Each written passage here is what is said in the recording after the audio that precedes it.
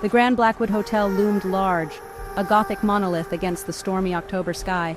Its dark, towering spires seemed to pierce the heavens, and the wind howled through its ancient stone walls, adding to the ominous atmosphere. Newly opened, its owners chose Halloween night for a masked ball of unprecedented scale. The event promised an evening of mystery and excitement, drawing in thrill-seekers and lovers of the macabre from far and wide. Hundreds of guests, faces hidden behind elaborate masks, crowded the lobby. The air buzzed with anticipation and the murmur of hushed conversations as everyone wondered what surprises the night would hold. Chandeliers dripped with cobwebs, their dim light casting long dancing shadows. The flickering candles added to the eerie ambiance, making the grand hall feel like a scene from a Gothic novel. A chill snaked through the air, colder than the autumn night should allow. It was as if the very walls of the hotel It's Halloween, love. It's supposed to be off. S1. This place feels off, like it's hiding something just beneath the surface. Jack, ever the pragmatist, chuckled, his voice muffled by his mask, trying to dismiss the growing unease. It's all part of the show, he reassured, though his eyes betrayed a flicker of doubt. As he steered Sophia towards the grand staircase, its steps disappearing into a swirling fog machine's output, the fog clung to their feet, making each step feel like a descent into the unknown. The party sprawled across multiple floors, each themed to a different horror classic. From vampire lairs to haunted asylums, each level offered a new and terrifying experience. A sense of unease settled over Sophia as they ascended. The further they climbed, the more oppressive the atmosphere became, as if the hotel itself was watching them.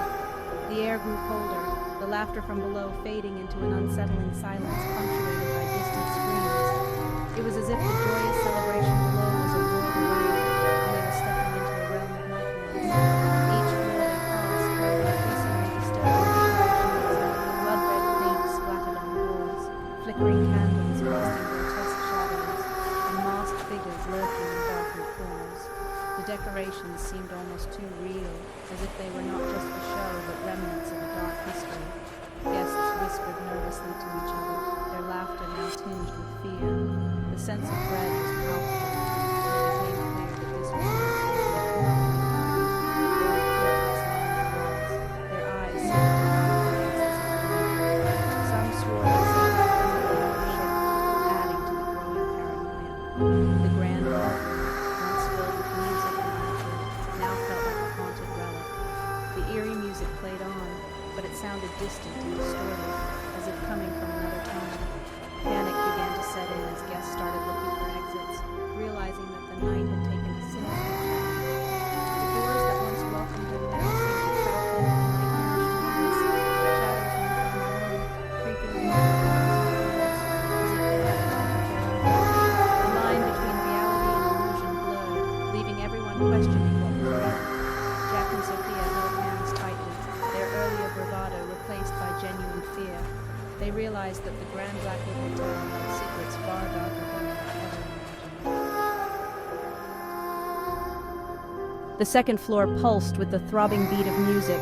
The bass reverberated through the walls, making the floorboards tremble under the weight of the dancing crowd. A haze of smoke filled the air, thick with the smell of faked blood and dry ice. The fog swirled around the guests, creating an eerie, otherworldly atmosphere that made it hard to see more than a few feet ahead. Guests, their costumes becoming more grotesque and realistic, danced with abandon. Each outfit seemed meticulously crafted, from the tattered zombie attire to the elaborate vampire capes, adding to the surreal ambiance of the night.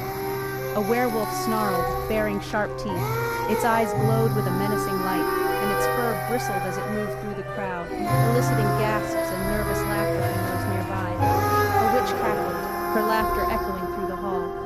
Her crooked fingers clutched a broomstick, and her eyes gleamed with a mischievous glint as she cast imaginary spells on the partygoers. Don't be scared, love. It's all in good fun. S1, let's turn back S2. No, let's see what's down here. Deciding to explore before joining the revelry, Jack and Sophia ventured into a dimly lit corridor lined with mirrors. The hallway seemed to stretch endlessly, each mirror reflecting the dim light in a ghostly manner. Jack and Sophia ventured into a dimly lit corridor lined with mirrors. The air grew colder, and the sounds of the party faded into a distant murmur, replaced by the eerie silence of the hallway. Each reflection offered a distorted view, twisting their images into monstrous versions of themselves. The mirrors seemed to warp and shift, creating grotesque caricatures that made them shiver. Ignoring Sophia's pleas, Jack, his pirate persona taking hold, laughed and pulled her along deeper into the hall. His laughter echoed off the walls, mingling with the unsettling reflections that surrounded them. As they walked, the mirrors began to reflect scenes of chaos and violence, a ghostly apparition, a blood-soaked knife, and shadowy figures lurking just out of sight. The images flickered and changed, creating a nightmarish tableau, a pair of terrified eyes staring back. The eyes seemed to follow them, filled with a silent plea for help that sent chills down their spines. Sophia stumbled, her breath catching in her throat. This was no longer a game. Something felt terribly wrong. The air grew heavier, and an oppressive sense of dread settled over them as they realized how. They emerged into a room designed like a Victorian library, its shelves overflowing with ancient-looking books and artifacts. A crackling fire cast dancing shadows on the walls, illuminating a group of guests huddled around a Ouija board, their faces tense with anticipation. The air crackled with nervous energy, thick and palpable. Have you contacted anyone for help? A young woman with wide, frightened eyes shook her head, unable to speak. No, but something's here. We can feel it lurking in the shadows. As if on cue, the room plunged into darkness, enveloping them in fear. Screams erupted as the fire roared to life, casting grotesque shadows on the walls, twisting and turning. Panicked, Sophia and Jack stumbled back, bumping into a hidden doorway concealed by a tapestry, almost missing it. The door creaked open, revealing a narrow passage shrouded in darkness, beckoning them. The screams from the library faded behind them as they slipped through the doorway, desperate to escape the chaos and find safety. The air hung heavy and damp in the narrow passage, thick with the smell of mildew and decay. The walls, covered in a thin layer of grime, seemed to close in on them, making the space feel even more confined. The only light came from a flickering gas lamp held by a gargoyle statue, casting long, grotesque shadows that danced along the walls. The shadows seemed almost alive, twisting and contorting in the dim light, creating an unsettling atmosphere.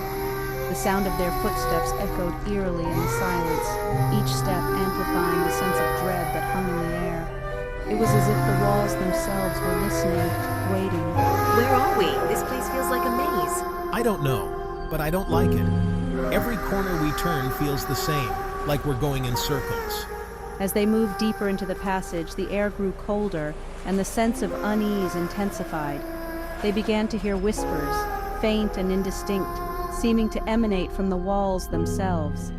The whispers were like a distant conversation, just out of reach, making it impossible to understand but impossible to ignore.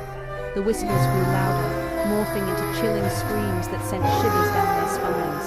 The screams were filled with anguish and despair, echoing through the passage like a haunting melody. Sophia stumbled back, her hand flying to her mouth to stifle a scream. Her eyes were wide with terror, and her heart pounded in her chest. The walls seemed to be closing in, the whispers growing louder, more insistent.